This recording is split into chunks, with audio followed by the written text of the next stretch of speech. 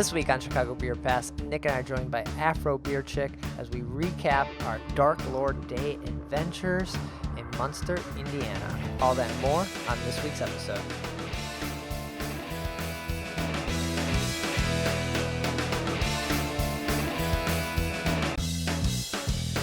What did we do these last 3 weeks, Zoe?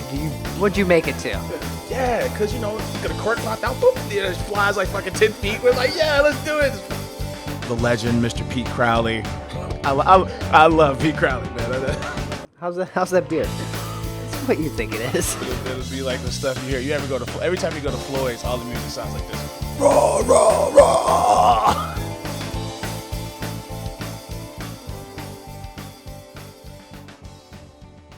Hey, and welcome to Chicago Beer Pass. I'm Brad Chmielewski. Brad, what's up, man? I'm Nik White. And special guest joining us. We are here with the drunkest human we've ever seen at a beer festival. Shalonda White, the return of Afro Beer Chick. Welcome back. Thank you, guys. Thank you. The drunkest? No, I was not the drunkest at Dark Lord Day. I don't know. You were getting it in. Or we ran into you, and it was full There throttle. was probably people drunker at the end. Yeah. No, okay. Yeah. Yes, I was intoxicated, but not the drunkest. We all saw each other at that stupid metal show in Munster, where you pick up your allotment of the Dark Lord. So Right, yeah. So we are here to recap Dark Lord Day 2019. yeah, from what I gather, it's the 17th one, and the first one was on draft. Okay. But who the hell knows? Yeah, I know there's definitely been wax since 2004. Okay. Yeah, so that would put this at 16? 15, 16, 15, yeah. 15, 16? Yeah. Okay. And then to go along with this, we usually drink a bottle of the regular, but you decided to share a variant this time. We are all in. We are enjoying the. They should just call this beer "Sex, Drugs, and Cash." It's the what is it? Rari Crochet? Is that how you say that? Rari Crotchet. Rari Crotchet. Yeah, man. This is the $400 varietal, man. You know, we've been doing this show for 5 years. Every year we drink an OG Dark Lord, right? Mm-hmm. And they kind of stick to the script. Sometimes it's a little more roasty. But it's kind of the same every year, right? Mm-hmm. Sometimes it's a little more hot. But I'm like, dude, we've never had a variant on this fucking show, so we're doing it. We got these fancy cups. I got the coffee mug. I love the what are we calling this, man? It's the sparkles, but what's the color? It's like some kind of purple. Oh, the fuchsia? The fuchsia. Yeah. Fuchsia sparkle. So what is the Rory Crotchet? Like, what is a Rory Crotchet? Yeah. What is this 8-bit waterproof label, right? This is, what is it? Whiskey barrels? No, port whiskey barrels with vanilla, freeze dried strawberries, cacao, and toasted coconut. Okay. Yeah. I wonder why the freeze dry is noted. Why not just strawberries? Why not just throw strawberries in there? What are you getting from freeze dried? Yeah. More of like a smoothie vibe versus like a tart fresh fruit vibe. I know when you use like freeze dried strawberries in something, it's usually give you like a powdery strawberry taste. So maybe they had to with the stout. Maybe that was kind of the vibe they were going for. Or okay. I wonder maybe too you get rid of bacteria stuff, like the inconsistencies that could happen. That's true too. It's a fair question. Wish we could have asked. Too drunk and too wet from the rain, or hiding from the rain. Right. Yeah. But yeah, that sweetness, that portness, very wine-like, comes through. It's a lip smacker. Yeah. This one's fun. I didn't try them all. We were saying in the pre-show, I tried the apple brandy one. I believe that's like a Calaveros or something. And I tried the, cheers to Phil Renda. You remember Phil Renda from Half Acres Party, where he's the one that went around and he was a citizen that marked everybody. So I got to try chemtrail. Okay. A lot of cinnamon on that chemtrail, almost too big on cinnamon. Okay. And then I tried this one, and I tried Low Star. And I gotta tell you something, man. I think Low Star is my jam. Out of the three that I had, and the OG, I had OG, but that was the only one I had. So the coconut variety, right? Yeah. You need to let people know what these are. No one knows. So you're just saying names. That's true. To me, Lone Star was a little too sweet, so it was just, I don't know, it was okay. You mentioned that, and I was like, dude, this is coming at me. Like, there was a couple times I had my little I have my little chalice, and I just put it up and just got a good whiff of it. You know, just kind of like a German chocolate cake with like double the coconut kind of vibe, right? Not like a candy vibe at all. I dug it a lot. Wow. But Chemtrail was at Fobab, Yeah. 6 months ago now, or Yeah. 8 months ago now, and there was another variant at Fobab too, I believe. Gold Star is Salternus whiskey barrels with toasted coconut, whatever the fuck Salternus whiskey barrels is. So whatever, that's the company probably, right? Yeah. The Or distillery, The region. the region, or So the let's- distillery. Let's figure it out. But yeah, they were the only ones. I think they didn't half step at all with that chemtrail at Fobab. I think you saw crews like Microphone and even more. They had bigger parties at their brewery, Right. and like But Floyd's is like, we have a lot so of it's this. like, here goes some chemtrail. Here you go. Yeah. So, All right. So what other variants do you have? Oh my God, people kept throwing variants at me. I had was it brochure? I think it's Brosier. I think it's Brosier. I have the Not Rari. to be I have the confused Lone with last Star. year's Berserker. I kind of had them all because every time I turned around, somebody was bringing me a pour of here, Okay. taste this, and I would have to say of them all, the Rari was my favorite. Okay. 13 variants in total this year. 13? 13. Yeah. This party's all about They the were like, variants. yo, Goose. Man. How many did Goose have this year? Maybe a career high with like maybe 7 or 8, right? Right. They're like, Goose, hold my beer. Hold this. We'll be right back. Yeah. And you know, I thought about this, man. We give the OG Dark Lord a lot of shit, right? Because, you know, I think most people do soy most sauce. yeah, they're always that. dogging it, right? And then and I was thinking like, well, what if like Bourbon County Stout is a good point. Bourbon County Stout was built for a barrel, right? Right. So the OG Bourbon County non-barrel aged, it was like not Demolition, but Night Stalker was the hopped up version of that. But that beer by itself, I know they'll tell you it's not much to get excited about. But then you put it in a barrel, and that's when the magic happens, right? Mm-hmm.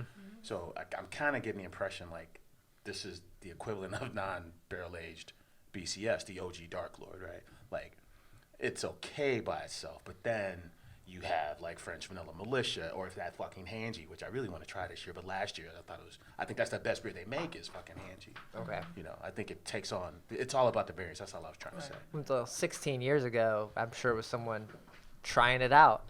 And it sort of worked out, right, Yeah. for them. Like, you know, they knew how to brew and they knew how to do, but Russian Imperial Stouts 16 years ago weren't as prevalent as they are now. Right. Yeah. So. Yeah, you get the impression. I saw a Nick Floyd interview, and he said, you know, there was this guy over in the city winning all these awards for his stout, and that's what made him want to brew a stout. And I'm thinking, he's probably talking about Crowley, right? That's what I was guessing. Or Goose, right? Yeah, or the boys at Goose. Yeah. But yeah, All right, so 10,500 people yeah, there. You could probably add a few other 100 on that weren't counted for. Yeah, Right? man. So close to 11,000 people showing up for that. yeah. It's crazy. The Goose guys said that's block party size for the Really? weekend. Oh wow. Yeah. So, Over 2 days, right? yeah. And here it is. You have Dark Lord all one day. And block party is free. It's not $180. It's not $180. You don't. You don't get bottles though. You don't get any They beer still to gonna go. pay on beer. Yeah, this new thing it's new, right? All the drafts on tap. I don't think that hasn't been this whole 16 years where you could get them all on tap. And then and then these guest drafts, 50 guest drafts on tap. Mm-hmm.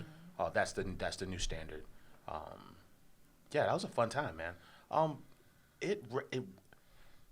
heard some really bad things about the rain. Like I was good during the rainfall, but Okay. apparently people were like, you know, if you were in line to get one of these variants and they just stopped pouring because I guess there was lightning.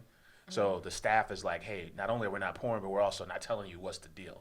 Oh, right? okay. And you're hearing conflicting reports about, hey, the entire fest has been shut down, right? And no one's really updating you. So people were a little frustrated by that. To the point where Floyd's is offering, like, Monday through Friday, they're offering, like, a rain check. Oh wow. So if you call them, For what? Like the whole thing? anybody who has a ticket, you call the brewery between like 9 and 4, and you tell them your experience. They want details. They will offer you a voucher for next year, and you just pay $40 for the voucher. Gives you the right to buy the ticket for next year. Oh, okay. Yeah. So, because I guess if you're coming in from out of town, Yeah. that's probably a bummer. Uh-huh. Because a lot of people cleared out when it still started raining. Yeah, even who was your, remember whoever found it, girls playing out, Tamara Mullins? Mm-hmm. She was saying she was in line when the rain fell. Tamara was there. I didn't know that. Wow. Yeah. So I didn't see her. So she's like, they're rushing people through, and then it's really slick inside the brewery. Yeah. And they're forcing you to go through. It's all really dangerous and like crazy. And So you're holding your bottles that You know. you're worried about dropping. Yeah. And I can see them doing that because they don't want to be a liability on their end. So like, we shut this down. It's over with. But they had a lot of covered areas. You could hide out under that pavilion. There was most of the picnic tables had umbrellas going on, right? So there was areas to get to, but not for 10,000 people. yeah, I think the bottle share area and the stage were probably the biggest tents. And then after that, you kind of had to get in where you fit in, man. Yeah. Double down in one of those those stalls or something, man. So this was I believe, really my first time in about a decade. I do remember going at some point because someone had a golden ticket and they needed help getting bottles. But actually going and what I remember, probably 2009 Oh, wow. was the last time I was there. Before the golden tickets, you had to wait in line to buy your beer. Wow. Yeah, I remember 2010 was my first year. That was Green Wax. Okay. And I think I've been to all of them except for maybe 2. Yeah, a couple years we had Alex Miramontes on, and then we had Chris Jacobson on one year. We didn't go. And then, but I think I've been to all the other ones since 2010. Well, this was my first one. Okay. And it was very interesting. So, I was asking people, like, what should I expect? And they were telling me, hey, it's going to be a beautiful shit show. I'm like, oh, they were just playing. They're trying to scare me.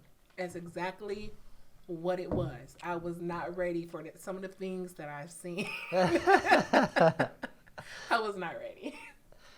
Because you instantly, if you're waiting in line just to get in, people are like, well, I'm in line. I guess I'll open beer. Well, and it was so funny because as soon as I crossed over the parking lot after I got out of my Uber, and I'm going through this parking lot, and so shouts out to Autumn and Aaron. I didn't even know who these people were. I said, hey, friend, you like you need a beer. And I pre-gamed with them for about an hour. Hello, friend. Right. So hanging out with the people who had their tables out with on their trucks and all that. So by the time I actually got in line, the line was at the end anyway. Like, man, it was a bit overwhelming. Like, because I was a little buzzed going into the gate. And that was at like 11 o'clock in the morning. Sounds like me, like drinking before you go drinking, right? Right. I said, that happens. When you pregame Fobab or something like that. Yeah. Or like Bug, you end up in a weird space. But like drinking with people like that, you realize that one, there's too many breweries and too many beers for you to even keep track of because someone's like, oh, they pull out this bottle of whatever it is, like, oh, they have 500 bottles, it's their coffee aged marshmallow stout aged in port barrels, and you're like, they're like over the moon, like so happy to share it with you. I'm like, I don't know what that is. I'll try it. I don't remember what it was now. Sort of thing. It's crazy. One thing I like about this is kind of the excitement about the variants, right? And the bottles. But that part about the sharing. Because I think Claire's Thirsty Ale came out. Yeah. And then we passed it to some guys behind us who were from Iowa. Yeah, they were from Iowa, and they're sharing something that we've never heard of.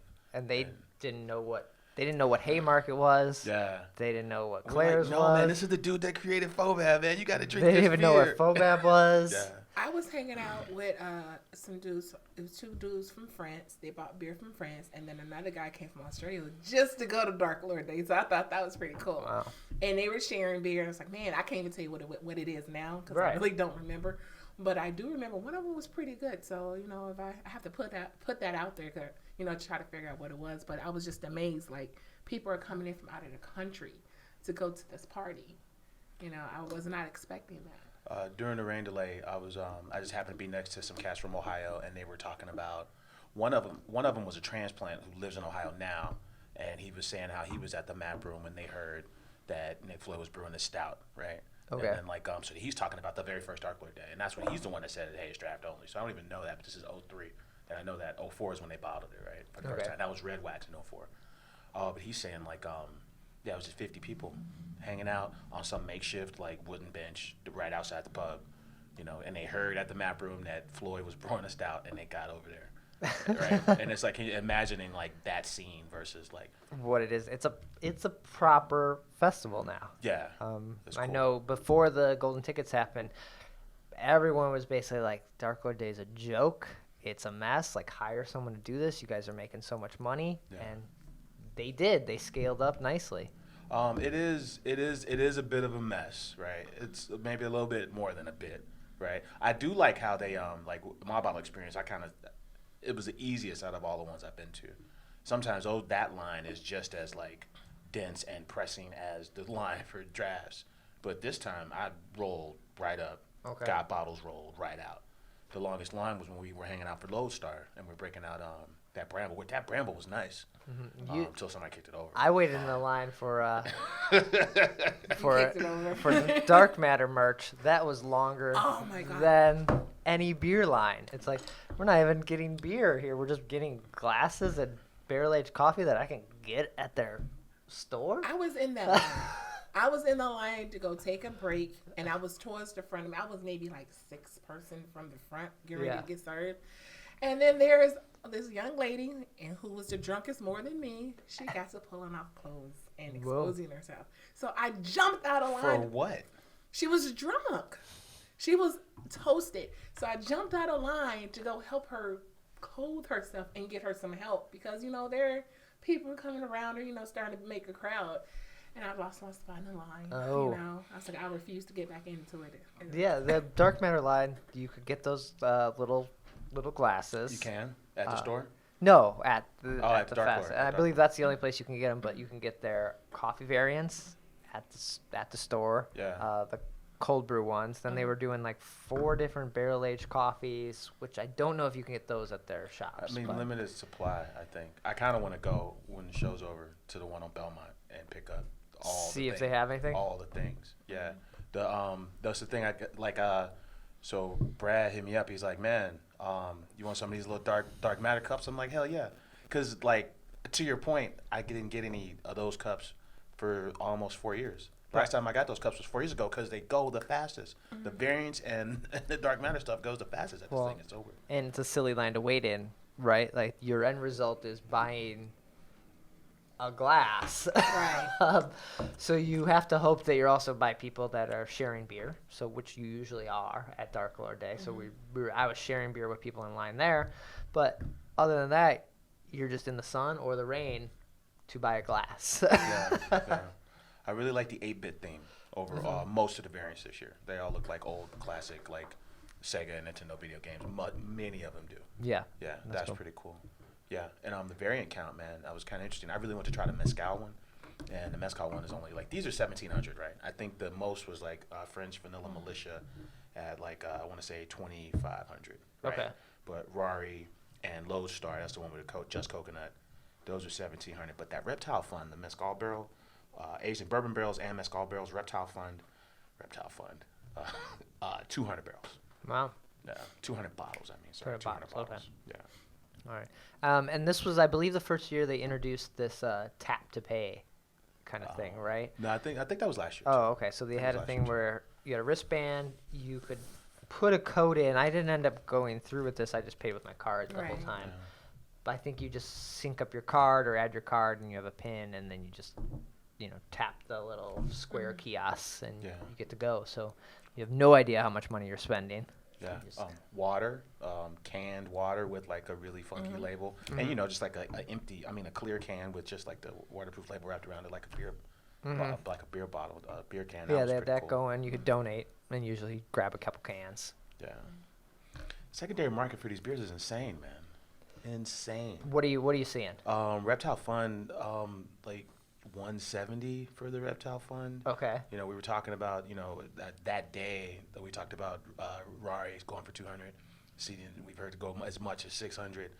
400 is pretty consistent all day, like $400 for a bottle of beer. Okay. Yeah. A cardinal payment. Yeah. What's regular Dark Lord? Is it just like anywhere between like 25 and 40. Okay, so like nothing crazy, but okay. I saw a good play where somebody was offering hey, give me an orange Chantilly from Phase 3, and give me a blazed orange, and I'll give you a Dark Okay.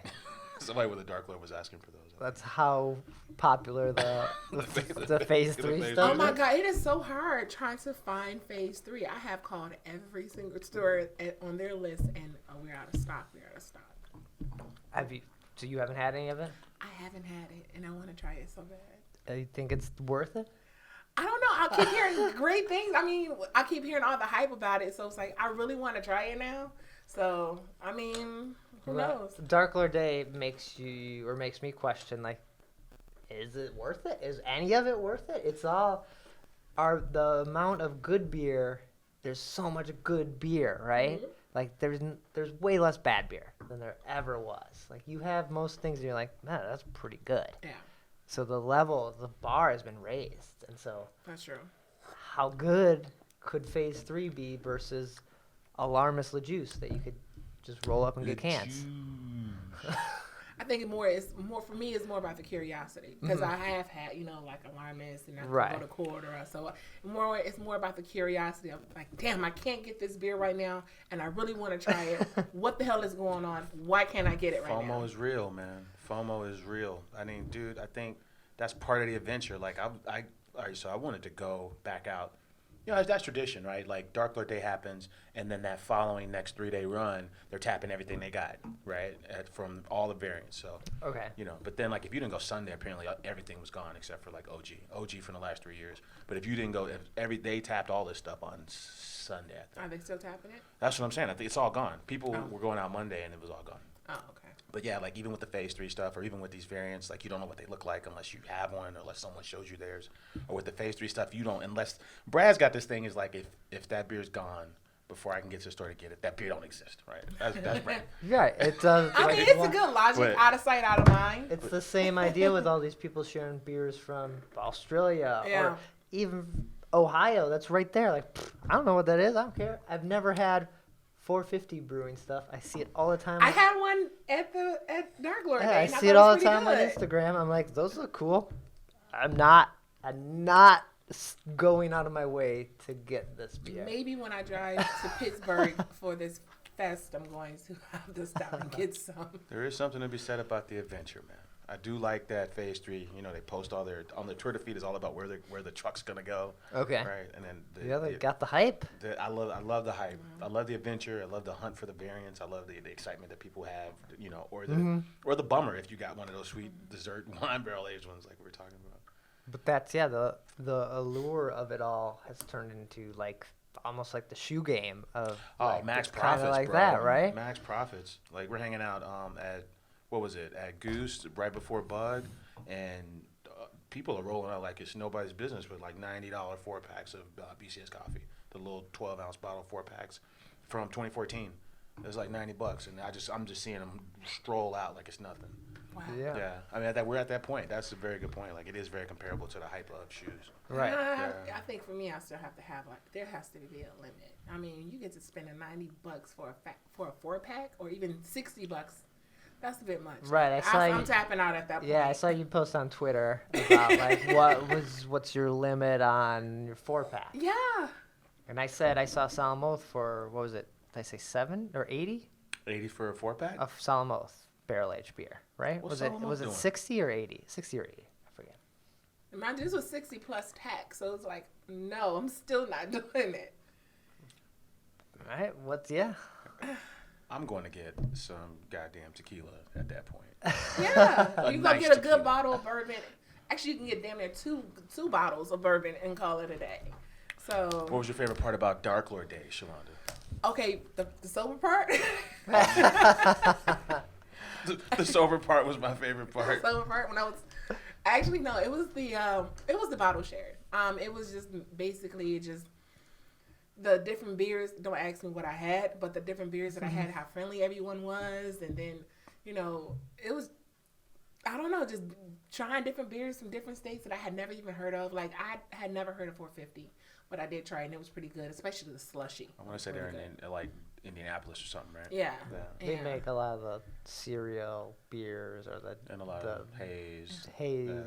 Nugget something. Yeah, they got the hazy series, right? Side project, somebody, so they came with some whales on that day, and I really enjoyed myself with that one. Yeah, I think it is one of those parties where like I really felt like, all right, I gotta find out what's going on, and I gotta like take all the pictures I can so I can remember what the fuck happened. Right? It was kind of a template for like, cause that's Dark Lord Day is the first big party I ever went to in craft beer. It's the only beer my mom will drink with me, right? Because it's like it's cloyingly sweet. It's like a dessert wine for her. Yeah. You know, but it was the first big party that kind of set the template on how I go to big parties, as far as like, all right, cool, let's hang out and party, but then let's also like try to grab some content. And because you guys said like, if you're not aiming for it, you won't remember none of this shit, right? Right. Yeah. But Dark Lord Day, and then it's essentially a South Suburban brewery. I grew up in the South Burbs. Shalana grew up in the South Burbs. Yeah. So it's kind of like it's very cool. It's a very cool scene. And kind of you do kind of FOMO is real if I can't go to Dark Lord Day or Fobab. Like, I'm really kind of, like, not as happy. Okay. You know? I was talking to some guys, and, like, on the hype of all the beers, the experience makes the beer better, right? That's kind of what this guy was saying and what we were talking about. It's like, coming to Dark Lord Day, you might, if you've had the beer and not gone, you might be like, oh, that wasn't very good. But you're there, you have, like, this connection to it, so you like it just a little bit more than what it's worth, right? So that adds to it. So it's cool that they put on an event for it. Any of these breweries have events or releases for their beers. I think it just adds that experience to it, and it makes that beer memorable too. Yeah, and we do lose sight of the fact that, you know, like the wax bottles, that's kind of a Three Floyds. I'm sure other breweries did it before, but they kind of popularized it. This whole idea of the modern big ass festival brewery only release, that kind of started with these guys. We kind of lose sight of that. So I think it's cool. I think they it's cool made it big, yeah. Yeah. So that's pretty cool. Oh, shout out to the vegans, man. The vegan presence was very real. It was. I got the vegan corn dog. I did too. I got the I tried to get the vegan gyro, but yeah, they ran out of. You really just got a vegetarian gyro. They just threw a bunch of Potatoes. potatoes on it, and they're like, "That's the last one." I'm like, "I should have shut it down." Oh, next year that they put all the vegan items, because the line for the Demon's Tap vegan stuff was like super long. Yeah. So I kind of hope next year they take all those people who love Tasty Murder and put them on this side and put all the vegans in a row. Separate the vegans from everyone else. We want That's vegan, what Nick wants. He wants the vegans row. somewhere else. I was trying to live my vegan lifestyle, man, and I couldn't even do it. I was like, man, look. How was the corn dog though? It was good. Had some really good dark mustard. Yeah. Okay. Dark, like Dusseldorf or horseradish, whatever that's called. Yeah. It was solid. Yeah. Nice. I think I had a brisket and a sausage. So yeah, they were good. Lots of food options. Like It was a lot of food options. and the lines for food typically weren't very long, so it wasn't too bad. I don't know. Anything else about Dark Lord Day? Oh, not that I can remember. The purple wax, it seemed like some of the OG bottles had glitter. First of all the variant bottles had glitter wax, right? That's cool. Some of the OG bottles had glitter, others did not. Okay. I'm under the impression that they just ran out of glitter. Right? So we just ran out of glitter, so it's just So you're just gonna get purple, and that's the end of that, right? Yeah. But I don't know, man. That's a fun party, man. Yeah. You know, that's a fun party. It's fun. It's fun to see everybody. It's a fun hang. I dug it. I'm glad I survived it. I still ain't seen I haven't sat down for like one metal set in any of mine. Oh, okay. There. I mean, might go see a song or two. I never just hung out and watched the whole band. But It's not necessarily your. it's a bizarre scene, man. It's in Indiana, and it's a metal festival. And and there's this beer release. It's a very strange combo, but it works, man. It works. Nice. And yeah, shout out to we saw Holly there. She's been with Dark Lord or with Three Floyds forever now. Plugs, man. Yeah. Holly. Thank you, cheers Holly. to- Holly was the one that got me in. shout out So to Sarah. Yeah, they were very friendly. So Yeah. cheers to those ladies. Yeah. Yeah. Awesome. All right. So now that Dark Lord Day is behind us, what's next? What's coming up? I don't know, Brad. You don't know. You haven't even Now recovered yet. I'm having flashbacks drinking this Rari. And this opens up too, man. I think I'm getting like a little more chocolate. The coconut is actually playing the background here, but I got big strawberry up front. Yeah. Now it's just more like a chocolate barrel-aged Dark Lord right now. I wish there was more coconut. That low starts my jam still. Yeah. I didn't answer your question. I don't know what the fuck's going on this week. Beguile's got their May-anniversary happening. Was it Saturday and Sunday? Yeah. So team up with Dovetail. They got food trucks, lots of different beers on tap there. Hailstorm is having a release on Saturday. What's Their cherry Vlad. Ooh.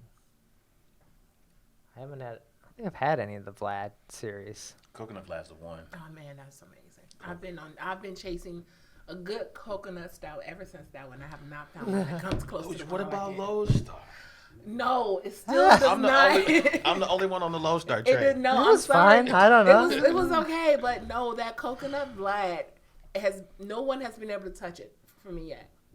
Not even come close. Coconut Vlad is quite nice. I enjoy the coconut in. It's not as intense, but the coconut in LA Looks, which is an IPA from Half Acre. Yeah. I enjoy the coconut in that too. That's intense coconut. That's a suntan lotion.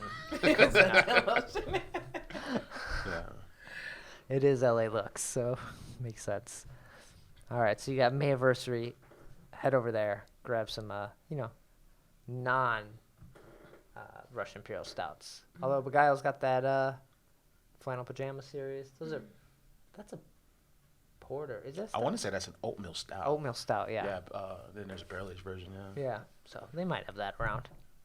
There's a place called the Commons downtown where Half Acre versus Off Color Battle of the Brews beer dinner. That sounds good. Thursday, May 23rd, 7 p.m. It's a 3-course dinner. You'll get 6 beers, 2 breweries squaring off. Yeah, you got to get after it this weekend because it's Memorial Day weekend. Yeah. So lots of places also have discounts on their growler fills or cans to go. So, make your way to Noon Whistle, get whatever release they have this week. And Alarmist. Yeah. Right on. Oh. Shalonda, what are you getting into coming up here, man? You mentioned a party in Pittsburgh. What's going on with the Afro Beer Chick? That is, oh my God. So Fresh Fest is focusing on the black brewers here in the States. We have less than 50. So they're giving them basically a brew fest in Pittsburgh. So I'm going to go there on August 10th to go vend my t-shirts and my soon-to-be glassware whenever they come. I've been on countdown, so yeah. Yeah, you've been rolling pretty hard with the t-shirt game, with the merchandise in general. We were talking about, it rain and then the afro, and afros and rain, they don't mix. Afros and rain does not mix. And we were like, man, what's next, man? You have some ponchos, some Afro Beer Chick umbrellas? Maybe I should. People are, what? Since I last was on the show, it's been popping pretty hard. So I am now up to 12,000 t-shirts sold. Wow. That's insane. And 2,000 hoodies sold. So it's really popping off, and I cannot wait for the glassware to hit. I'm actually working on a different type of style as well. So I'm going to have a variety of glassware on the website. So, man, it's been hitting pretty hard, and I've been enjoying it ever since. I think what it is the interaction that I have on my Twitter page, because I actually interact with my people, and they do like that. So I thank them every day. Bro, how come you don't interact with our Twitter? Well, they're all trolls. They're jerks. Fuck them off. No, I'm joking. No, we do not mean fuck them off. Trying to tell me to drink some beer I don't want. So one of these trolls offers like, hey, you want to be the first one to try out a hair like a blow dryer and rollers for your hair? I'm like, beat it. But speaking of that, I forgot we never talked about Vice District closing downtown. Yeah, there was Loop? this controversy that happened on it in Reddit. I saw they got evicted. It said. Ouch. But we knew they were closing, right? We knew it was coming. When you make that transition from when you go to open up in the suburbs, which the rent is way cheaper. Yeah. It was only a matter of time they were going to give up that rent space Right. in the South. I think the initial plan was to keep them both open, but they quickly saw the operating costs was it became a transition, kind of like El Patron Tacos. And then someone was saying that there was all these damages that they had to pay for. Because they put their building. I don't think the building was structured to have the kind of weight that they were putting into the. It was tanks. So they put a tank on the second level. They put a glycol cooler, chiller, or something, on a different level. Yeah, they were saying, and then they had a lot of internal issues too. The two co-founders really quit getting along all together. That was pretty sad to see because I kind of like those guys, man. Mm-hmm. So that sucks for them. But now they're out in Home Sweet Homewood, right downtown. Some of the guys that manage the Motor Row pub. I saw guests pouring out there. But They seem to be doing all right out there. people were sharing the eviction photo and kind of just basically crapping on them, being like, either not knowing that the Homewood existed or just being like, oh yeah, I never liked their beer, good riddance. It's like, You do know they have another location, yeah, right? and like you knew this was happening. Like, why are you on the Chicago beer Reddit and you don't know what's happening? Right. Yeah, because it's been known for like a year that they were moving after they opened. Right. Homewood. Yeah. So I sucks. personally would not consider it as an eviction because we knew it was coming. That's what I thought. I'm just not gonna do it. I'm not gonna, slam them like that. We took the brew bus there once, but they didn't package, so I didn't really get to Vice as much as I wanted to. Yeah, I only went there We once. did do the grand opening at Vice. We did a story on that, and then we did a preview story when it was just nothing in there, just the tanks. There was no built out tap room. Cool. Okay. Yeah. Kind of curious to know how they're doing. Homewood doesn't look bad. Strange hours though, because Homewood is like 4 p.m. start every day. It's a different vibe. It ain't like South Loop is actually like, you're not too far from Soldier Field. There's some proper foot traffic if you're in South Loop. You ain't getting that foot traffic in Homewood. Yeah, who knows? I bet that rent had to be crazy. If, also that. If yeah. we knew, Burnt City had trouble with their Lincolnwood spot or Lincoln Avenue spot, like I can't imagine rent downtown It's like that. crazy. Yeah, we talked to the Burnt City guys. They said the old Burnt City is going to be condos. Go figure. Just like the festival Right. space that we used to party at. So you got a lot of That's places for fucking people to condos. live and nothing to go to. Yeah. Promiscuous and Delilah's, that's it. Delilah's ain't going nowhere. No. Hopefully. Let's not curse it. That place been a bar since like 1898.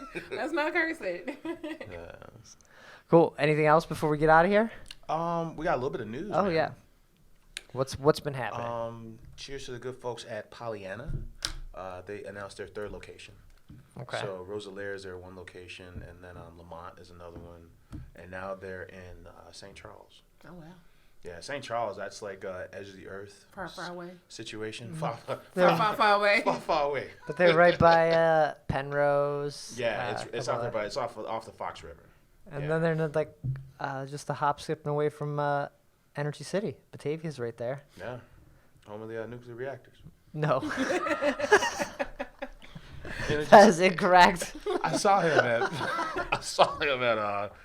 Bug, and I was like, dude, this nuclear reactors, right? And he told me what it was.